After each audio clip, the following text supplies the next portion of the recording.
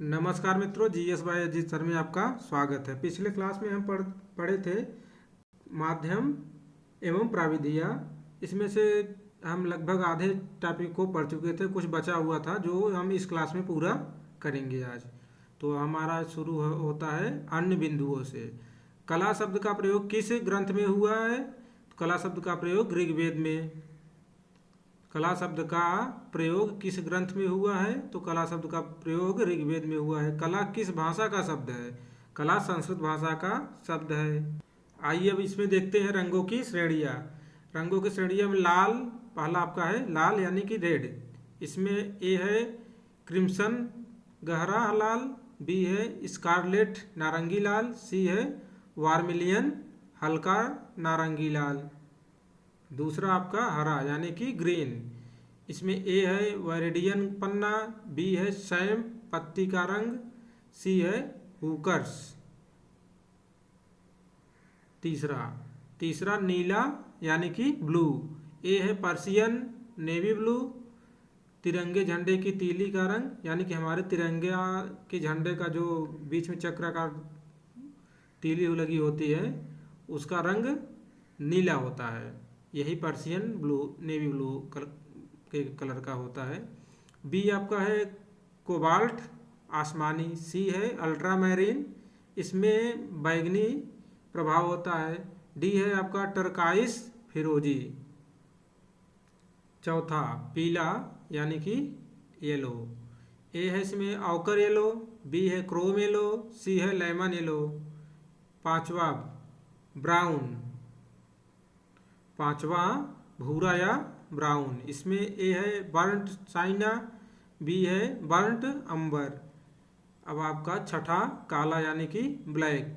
इसमें ए है Ivory black, B है ब्लैक जापान इंक। सातवां सफ़ेद।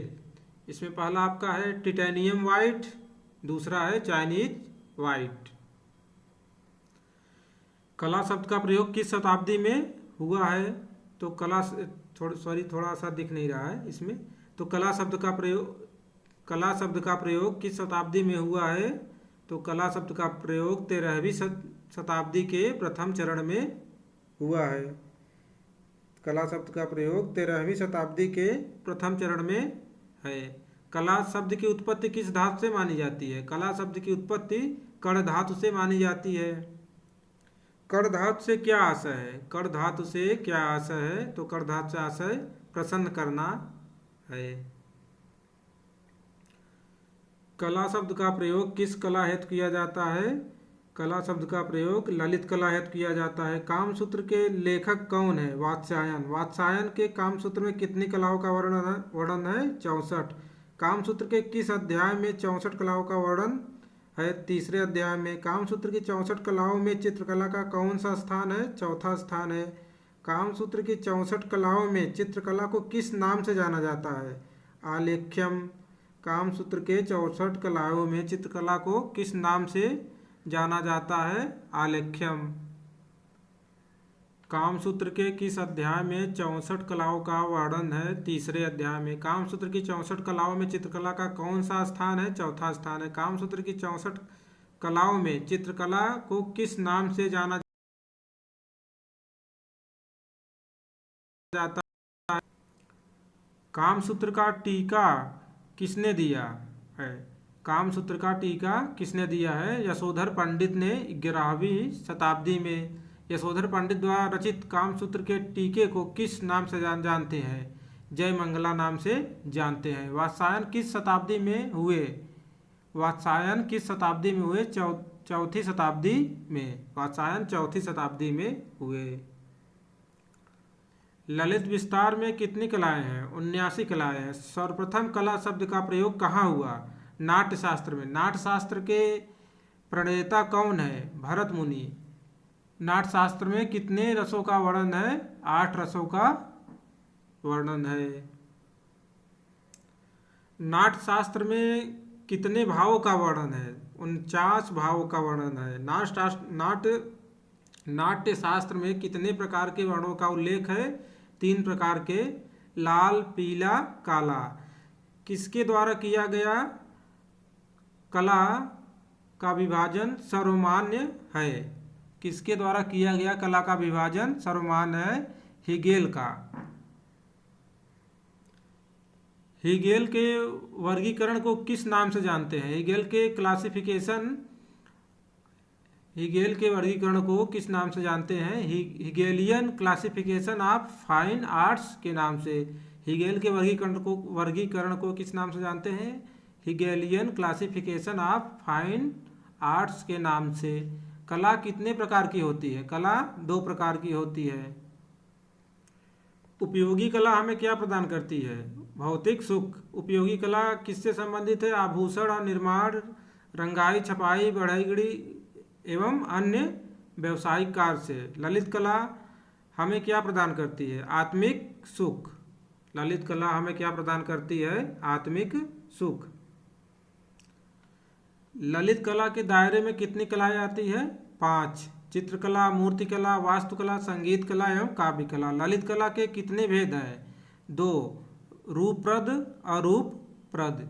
जिनका चाक्षुष रूप होता है उन्हें कौन सी कलाएं जिनका चाक्षुष रूप होता है उन्हें कौन सी कलाएं कहते हैं? रूपप्रद कलाएं। जिनका चाक्षुष रूप नहीं होता उन्हें कौन सी कलाएं कहते हैं? अरूपप्रद कलाएं। रूपप्रद कलाएं कितनी होती हैं? 3। चित्रकला, मूर्तिकला और वास्तुकला। अरूपप्रद कलाएं कितनी होती है? 2। संगीत कला, काव्य कला। अरूपप्रद संगीत कला और काव्य कला।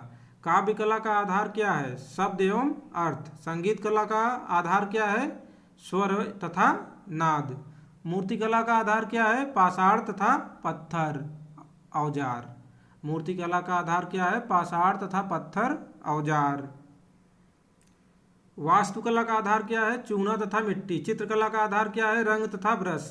किस काल को भारतीय इतिहास का स्वर्ण युग माना जाता है? गुप्त काल को। चित्रकला का सर्वाधिक विस्तृत ग्रंथ कौन सा है? विष्णुधर्मोत्तर पुराण। चित्रकला का सर्वाधिक विस्तृत ग्रंथ कौन सा है? विष्णुधर्मोत्तर पुराण। चित्रसूत्र अध्याय को कितने खंडों में बांटा गया है? 9 खंडों में, 35 से 43 अध्याय तक। चित्रसूत्र में कितने प्रकार के चित्र भेद बताए गए हैं? 4। सत्य चित्र, मिश्रित चित्र, नागर चित्र, वैणिक चित्र। चित्रसूत्र की किस ग्रंथ का अध्याय है? चित्रसूत्र किस ग्रंथ का अध्याय है? विष्णुधर्मोत्तर पुराण का। स्थापत्य कला और मूर्तिकला के लिए सर्वश्रेष्ठ पुस्तक कौन सी है? अग्नि पुराण। स्थापत्य कला और मूर्तिकला के लिए सर्वश्रेष्ठ पुस्तक कौन सी है? अग्नि पुराण। उषा अनिरुद्ध की प्रेम कथा किस ग्रंथ में चित्रित है? उषा अनिरुद्ध की प्रेम कथा किस ग्रंथ में चित्रित है? महाभारत में। अगर आप महाभारत देखे होंगे तो उषा अनिरुद्ध की कहानी जरूर देखे होंगे, जिसमें अनिरुद्ध जो है किसका पुत्र था? श्री कृष्ण, भगवान श्री कृष्ण का, जिसका विवाह उषा से हुआ था। महाभारत ग्रंथ का रचना काल कब माना जाता है? तो महाभारत ग्रंथ का रचना काल 400 ईसा पूर्व पहले माना जाता है। महाभारत ग्रंथ के रचनाकार कौन है? महाभारत ग्रंथ के रचनाकार महर्षि वेदव्यास है। महाभारत में राजकुमार अनिरुद्ध का चित्र किसने बनाया था? चित्रलेखा ने। महाभारत में राजकुमार अनिरुद्ध का चित्र किसने बनाया था? चित्रलेखा ने। चित्रसूत्र में शरीर के अंगों के आधार पर पुरुषों के कितने भेद बताए गए हैं? चित्रसूत्र में शरीर के अंगों के आधार पर पुरुषों के कितने भेद बताए गए हैं? 5। हंस, भद्र, मालव्य, रुचक और सशक। चित्रसूत्र में शरीर के अंगों के आधार पर पुरुषों के कितने भेद बताए गए हैं? 5। हंस, भद्र, मालव्य, रुचक और सशक। हंस पुरुष की लंबाई कितनी है? 108 अंगुल। भद्र पुरुष की लंबाई कितनी है? 106 अंगुल। मालव्य पुरुष की लंबाई कितनी है? 104 अंगुल। रोचक पुरुष की लंबाई कितनी है? 100 अंगुल। शशक पुरुष की लंबाई कितनी है? 90 अंगुल।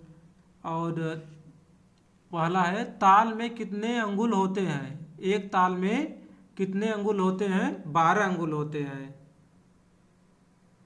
मनुष्य कितने ताल में विभक्त बताए गए हैं? तो मनुष्य 7.5 ताल में विभक्त बताए गए हैं, यानी कि 7.4। चित्रसूत्र में स्त्रियों के कितने प्रकार बताए गए हैं? तो 5। हंसिनी, पद्मिनी, शंखिनी, हस्तिनी, मालवनी। चित्रसूत्र में स्त्रियों के कितने प्रकार बताए गए हैं? 5। हंसिनी, पद्मिनी, शंखिनी, हस्तिनी, मालवनी। चित्र सूत्र में केशों के कितने प्रकार बताए गए हैं? 5 प्रकार। कुंतल, दक्षिणावर्त, तरंग, जटासार और वारीधार। चित्रसूत्र में नेत्रों के कितने प्रकार बताए गए हैं? 5। चित्रसूत्र में नेत्रों के कितने प्रकार बताए गए हैं? 5 प्रकार। पहला है चपलाकृत यानी कि धनुषाकार नेत्र। दूसरा है समाकृति गोलाकार नेत्र। तीसरा है मत्स्योदरा मछली। चौथा है आपका उत्पल पन्नभा नील कमल के समान नेत्र। पांचवा है पद्म पन्निभा कमल पंखुड़ी के समान नेत्र। चित्रसूत्र में कितने प्रकार के वर्ण बताए गए हैं? तो 5 प्रकार के। लाल, नीला, पीला, काला तथा सफेद। चित्रसूत्र में कितने रसों का वर्णन है? 9 रस। रामायण ग्रंथ का 500 ईसा पूर्व। रामायण ग्रंथ का रचना काल कब माना जाता है? 500 ईसा पूर्व। और महाभारत ग्रंथ का रचना काल कब माना गया था? महाभारत ग्रंथ का रचना काल कब माना गया था? 400 ईसा पूर्व। और महाभारत का 500 ईसा पूर्व। सॉरी, महाभारत ग्रंथ का रचना काल 400 ईसा पूर्व माना गया था। और इसका आपका रामायण ग्रंथ का रचना काल 500 ईसा पूर्व है। रामायण ग्रंथ के रचनाकार कौन है? महर्षि किस नाम से जाना जाता है? रामायण में कला को किस नाम से जाना जाता है? शिल्प। थेरा थेरी गाथा नामक ग्रंथ किस शब्द से संबंधित है? बौद्ध धर्म से। रामायण में किसके समय में चित्रशाला थी? रामायण में किसके समय में चित्रशाला थी? रावण के समय में। बौद्ध धर्म का प्रसिद्ध ग्रंथ कौन सा है? बौद्ध धर्म का प्रसिद्ध ग्रंथ कौन सा है? विनय पिटक। विनय पिटक किस भाषा में लिखा गया है? विनय पिटक किस भाषा में लिखा गया है? पाली भाषा में। विनय पिटक किस भाषा में लिखा गया है? पाली भाषा में। मेघदूत एवं रघुवंश ग्रंथ के रचनाकार कौन है? कालिदास। मेघदूत और रघुवंश ग्रंथ के रचनाकार कौन है? कालिदास। हाथियों को असली हाथी समझकर सिंहों ने नाखूनों से उनके वक्षस्थल विदीर्ण कर डाले। हथनियों के चित्रों को असली हाथी समझकर सिंहों ने नाखूनों से उनके वक्षस्थल विदीर्ण कर डाले। ये उल्लेख किस ग्रंथ में मिलता है? रघुवंश महाकाव्य में। हथनियों के चित्रों को असली हाथी समझकर सिंहों ने नाखूनों से उनके वक्षस्थल विदीर्ण कर डाले। ये उल्लेख किस ग्रंथ में मिलता है? रघुवंश महाकाव्य में मिलता है। चित्रलक्षण ग्रंथ का रचनाकाल कब माना जाता है? 500 ईसा पूर्व से 200 ईसा पूर्व के मध्य। चित्रलक्षण ग्रंथ के रचयिता कौन है? अग्निजित। चित्रलक्षण ग्रंथ की प्रति 6ठी शताब्दी में कहाँ प्राप्त हुई? तिब्बत में। चित्रलक्षण ग्रंथ की प्रति 6ठी शताब्दी में कहाँ प्राप्त हुई? तिब्बत में। 3 अध्याय में। नग्नजित का पूर्व नाम क्या था? भयजीत। राजा भयजीत का नाम नग्नजित क्यों पड़ा? क्योंकि उसने नग्न प्रेतों पर विजय प्राप्त कर ली थी। राजा भयजीत का नाम नग्नजित क्यों पड़ा? क्योंकि उसने नग्न प्रेतों पर विजय प्राप्त कर ली थी। भारतीय चित्रकला का प्रादुर्भाव कहाँ से हुआ है? शिला चित्रों से। भारतीय चित्रकला की आधुनिक भारतीय शैली का जनक किसे कहा जाता है? अवनींद्रनाथ ठाकुर को। यह क्वेश्चन आपके एग्जाम में कई बार पूछा गया है।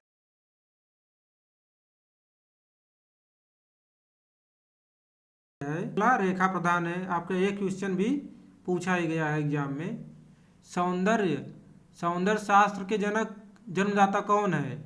वामगार्टन। सौंदर्य शास्त्र के जन्मदाता कौन है? वामगार्टन। आयाम कितने प्रकार के होते हैं? आयाम 3 प्रकार के होते हैं, लंबाई, चौड़ाई, गहराई तथा लंबाई, चौड़ाई, ऊंचाई। लंबाई, चौड़ाई, गहराई तथा लंबाई, चौड़ाई, ऊंचाई। चित्र में कितने आयाम होते हैं? चित्र में 3 आयाम होते हैं। मूर्ति में कितने आयाम होते हैं? 3। भारतीय कला में कितने आयाम होते हैं? 2। 3 आयाम का प्रयोग सर्वप्रथम कहाँ से शुरू हुआ था? 3 आयाम का प्रयोग सर्वप्रथम कहाँ? घन में कितने आयाम होते हैं? 3। धरातल में कितने आयाम होते हैं? 2। शांत रस की खोज किसने की? अभिनव गुप्त ने। शांत रस की खोज किसने की? अभिनव गुप्त ने। ध्वनि का सिद्धांत किसका है? आनंदवर्धन व अभिनव गुप्त का। ध्वनि का सिद्धांत किसका है? आनंदवर्धन व अभिनव गुप्त का। चीनी लिपि को क्या कहा जाता है? चित्र लिपि। चीनी लिपि को क्या कहा जाता है? चित्र लिपि। कला क्या है? ग्रंथ किसका? कला क्या है? ग्रंथ किसका है? टॉल्स्टॉय। संप्रेषण का सिद्धांत किसने प्रतिपादित किया? टॉल्स्टॉय ने। कला संचार है, टॉल्स्टॉय। अभिव्यक्ति का सिद्धांत किसने प्रतिपादित किया है? क्रोचे ने। कला अभिव्यक्ति है, क्रोचे। अनुकरण का या अनुकृति का सिद्धांत, अभी जो ये सिद्धांत है इसको आप अच्छे से पढ़िएगा और नोट भी करिएगा, क्योंकि एग्जाम में कई बार पूछा गया है। कला दमित वासनाओं का उभरा हुआ रूप है, यह सिद्धांत किसका है? फ्रायड का। फ्रायड के विचारों से किस कला का जन्म हुआ? फ्रायड के विचारों से किस कला का जन्म हुआ?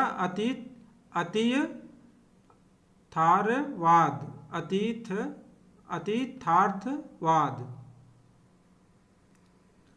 कला अनुकरणीय है, किसने कहा? प्लेटो ने। सहानुभूति का सिद्धांत किसने प्रस्तुत किया? क्रोचे ने। फ्रायड के विचारों पर कृतियों का निर्माण कौन करते हैं?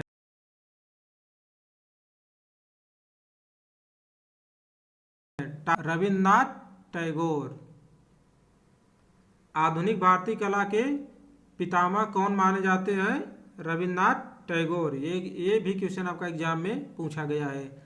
रूप तत्वों की गतिशीलता को क्या कहते हैं? रूप तत्वों की गतिशीलता को क्रियाशीलता कहते हैं। किसी भी वस्तु या प्राकृतिक उत्पादन को प्रत्यक्ष देखे बिना पूर्व देखे हुए के आधार पर यथावत चित्रण, किसी भी वस्तु या प्राकृतिक उत्पादन को प्रत्यक्ष देखे बिना पूर्व देखे हुए के आधार पर यथावत चित्रण करना क्या कहलाता है?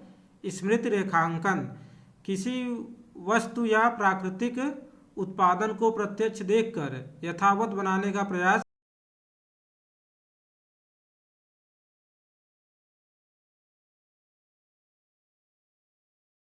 क्या?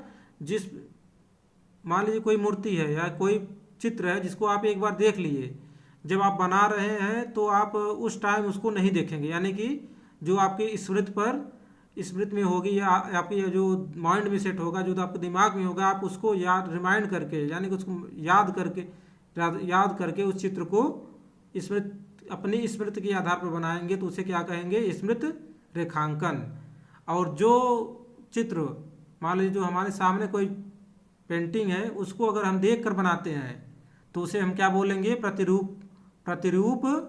प्रतिरूपात्मक अंकन। अगर उसे हम देख कर बनाएंगे तो उसे क्या बोलेंगे? प्रतिरूपात्मक अंकन।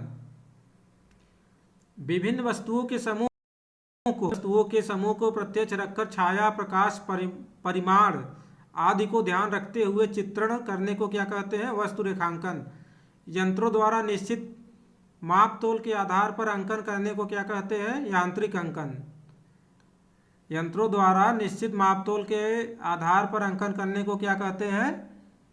यांत्रिक अंकन। पेंसिल या किसी अन्य माध्यम की सहायता से पट पर चिन्ह बनाने को क्या कहते हैं? अंकन। पेंसिल या किसी अन्य माध्यम की सहायता से पट पर चिन्ह बनाने को क्या कहते हैं? अंकन। जब कोई व्यक्ति बोलकर किसी दूसरे व्यक्ति के व्यक्तित्व का निर्माण करता है और चित्रकार जो अंकन करता है तो वह क्या कहलाता है?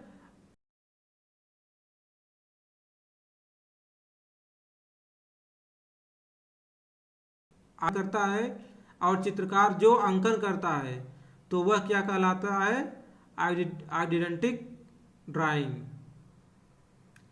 इसका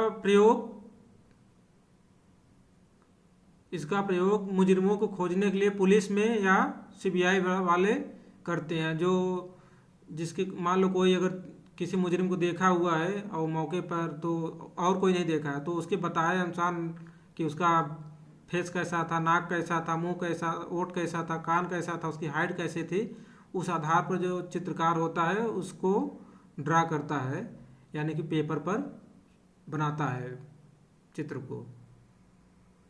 माइकल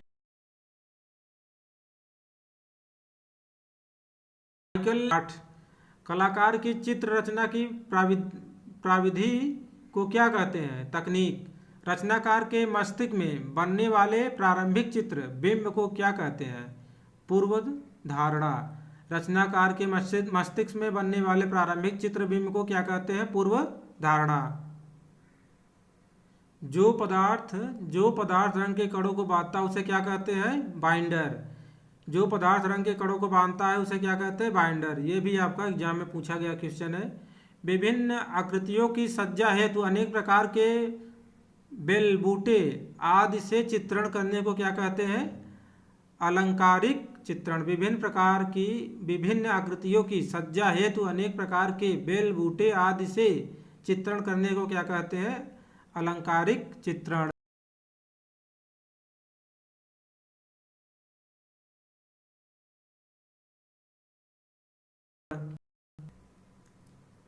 पुस्तकों के पृष्ठों कागज अथवा वस्त्रों के टुकड़ों पर सूक्ष्म अलंकारिक शैली में बने छोटे छोटे चित्रों को क्या कहते हैं? लघु चित्रांकन।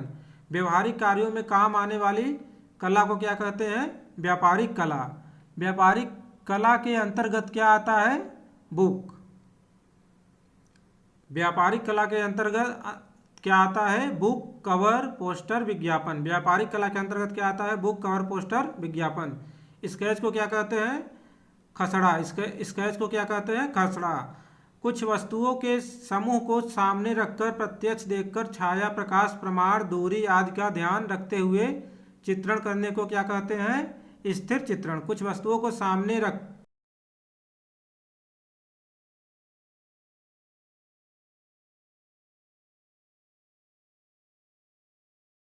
रखते हुए चित्रण करने को क्या कहते हैं? स्थिर चित्रण। चित्र में रंग भरने के बाद उसे उल्टा करके जो रंगाई की जाती है उसे क्या कहते हैं? गदकारी। में रंग भरने के बाद उसे उल्टा करके जो रगड़ाई की जाती है उसे क्या कहते हैं? गदकारी। भारतीय चित्रकला का प्रेरणा स्रोत क्या है? काम। भारतीय चित्रकला का प्रेरणा स्रोत क्या है? काम। भारतीय कला का प्रेरणा स्रोत क्या है? भारतीय कला का प्रेरणा स्रोत क्या है? धर्म। तो भारतीय चित्रकला का प्रेरणा स्रोत क्या था? काम। भारतीय कला का प्रेरणा स्रोत क्या है? धर्म। ललित कला की शुरुआत किसके समय में हुई? बायजीद